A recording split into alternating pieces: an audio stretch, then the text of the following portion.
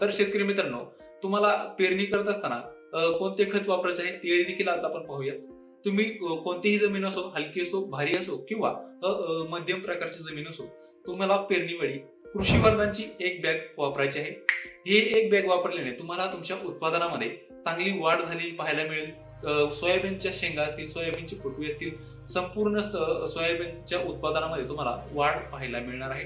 त्याचबरोबर तुमच्या कमी पाण्यामध्ये जर तुम्हाला जर पीक घ्यायचं असेल, आपले सोयाबीन काढायचं असेल, तर अशा वेळी तुम्हाला कृषी वर्धांसोबत हुमिक दाणेदारची एक 10 किलोची पिशवी टाकायची आहे, जेणेकरून तुमच्या मातीचा पोत सुधारेल. त्याचबरोबर मातीमध्ये पाणी धरून ठेवण्याची क्षमता वाढेल. अशा वेळी तुम्हाला हे दोन गोष्टी पेरताना तुम्हाला टाकायचे आहेत. एक म्हणजे कृषी वर्धान 50 किलोची एक बॅग, त्याचबरोबर हुमिक दाणेदारची तुम्हाला टाकायची आहे 10 किलोची एक बॅग.